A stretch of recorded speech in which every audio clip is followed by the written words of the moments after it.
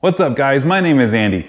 My carburetor setup is running just a little bit richer than I'd like. It's partially due to the elevation that I'm at. I'm roughly 1,800 feet above sea level, so the air is a little thinner up here than what this carb was dialed in at the factory for. It's hotter here in the summertime where I'm at, so the air, again, thinner when it's hot than what this carb was dialed in at the factory for. And you put those together and I'm not getting as much air into the carb that the carb is expecting to see with the fuel that it's set up for, so I'm running a little richer.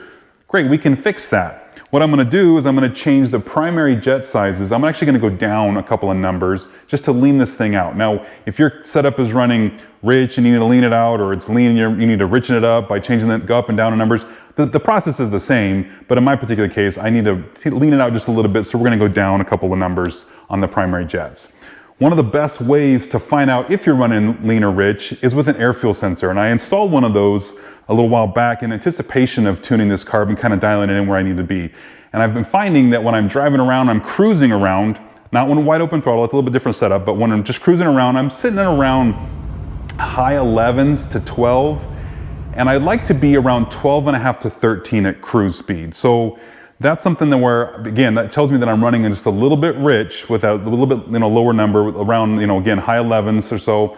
I wanna change the primary jet size down just a tick so that I can run a little bit leaner and it'll be right where I want to be with this setup. Let's head over to the bench real quick and I'll show you the parts we're going to install.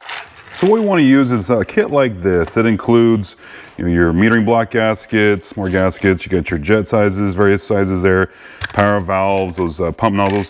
Something like this will work. Really, you could just buy just the jets themselves if you know exactly what you need to do. I went and bought a kit like this, depending on what I'm going to need down the road. But for now, this is what we need. And we also going to need one of these kind of try to get a Holley one if you can. These are designed to fit right inside the jet here and unthread it from the carburetor without damaging anything. So again, this is something that is better than using a flathead screwdriver. So now that we've got this kit, what we want to do is take apart the carb so we can change the jets out. Now before we can take the fuel bowl off to get to the jets, we need to take the air cleaner off, and then we need to disconnect the fuel hose so that we can take this cap off. And depending on how long it's been since you've driven the car, there's a good chance there's going to be fuel on the line here, so we're just going to put a rag down just to soak any of that up. And then I keep telling myself I need to get some of those AN wrenches so that I can take these apart without chewing up the anodized coating on these connections here, but here we are, still don't have them.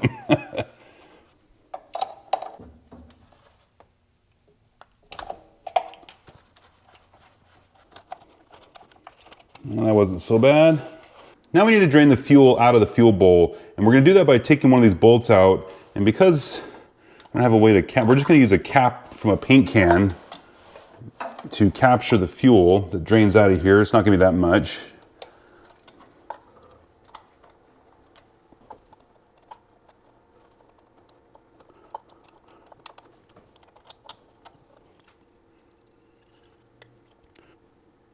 All right. Yeah, see, not too bad. And now we can go ahead and loosen the rest of these bolts on the fuel bowl.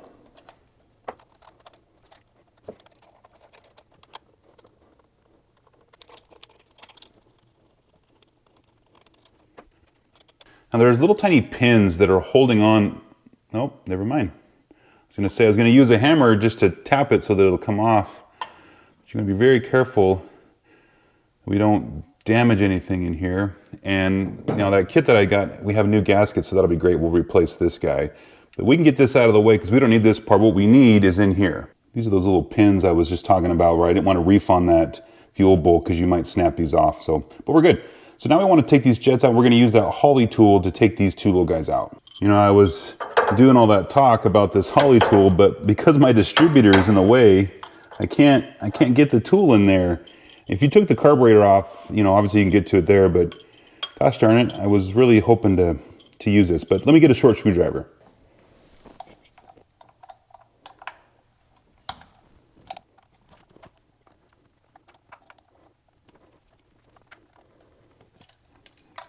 Oh, one down, and I just dropped that plastic piece down there.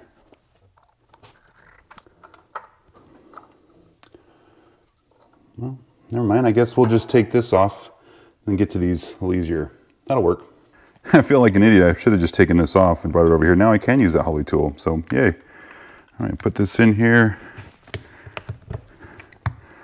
And that was a little bit easier to do than that other screwdriver that I had. All right, so then we get this guy off.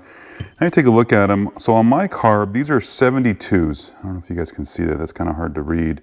But this is a 750 CFM vacuum secondaries. I think the model number is 80508S.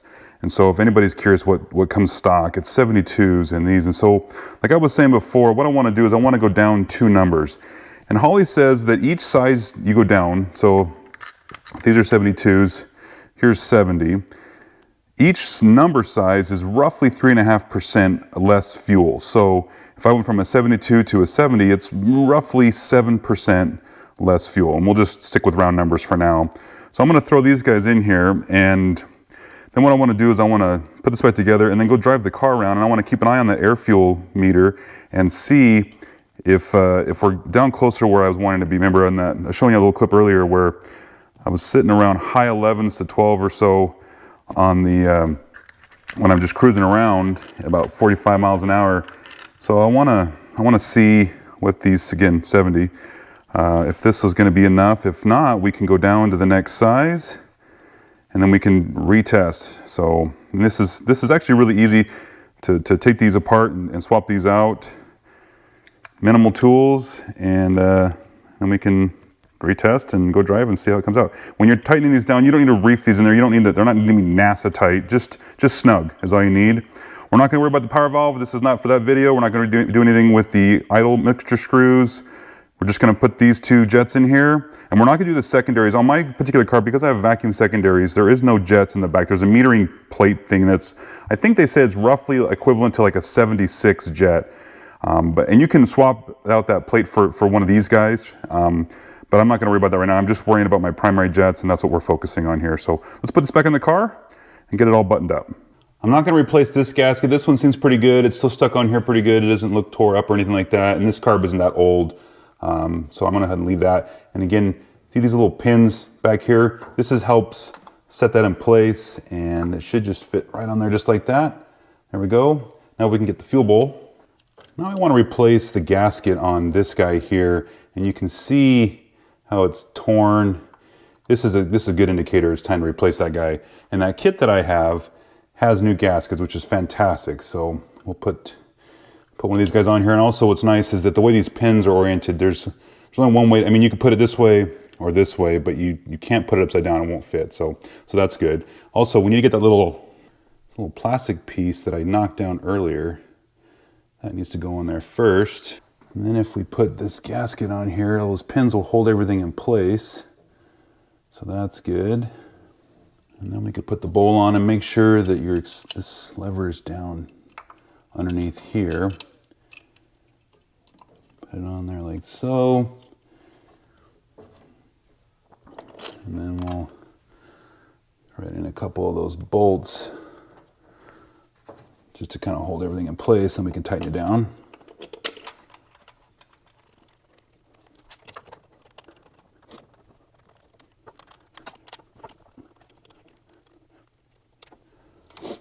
Now we're just going to tighten these bolts in, and then the fuel bowl will be done.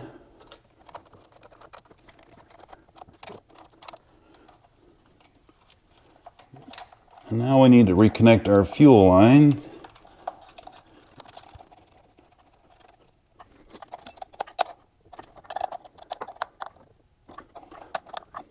All right, so we can go ahead and put the air cleaner back on. And you know what you could do, you could pour the fuel that you pulled out of the bowl down this tube. But what I'm going to do is I'm just going to pull the coil wire and just turn the motor over a couple times, and the fuel pump will do its thing, and it'll put some fuel in the bowl, and then reconnect the wire, and then we can hook it all up and then go for a drive. All right, that looks great.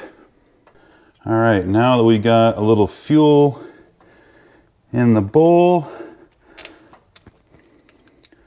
I think we can do a cold start, get some heat in the motor, and then also we can check for leaks, make sure that I got the fuel line tightened up good, and then we'll go for a drive.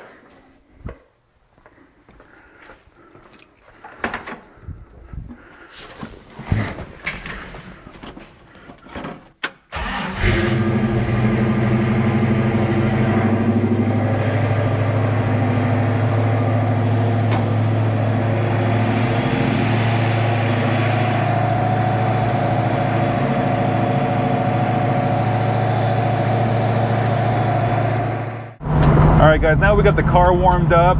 I'm on a straight stretch of road that's kind of flat and I can maintain my speed. I'm sitting around 45 miles an hour, 5th gear, and I just want to keep an eye on I see my air fuel. I'm just a little bit over 12. So what I did with those new jets is I did decrease, just a little bit, right? You can see as it fluctuates up to 13. Giving a little bit more gas. I got a little bit of an incline here over the top of this, and we are better. We are a little leaner, which is what I'm looking for, but I might need to still tweak those numbers and kind of dial that in a little bit more. And the nice thing is that it's the same process, just take the fuel line off, take those jets out, put in a smaller jet, and then come back out and just retest. And so this is the beauty of having that air fuel gauge, is I can just keep an eye on it, just kind of monitor it and get it to where I want to be.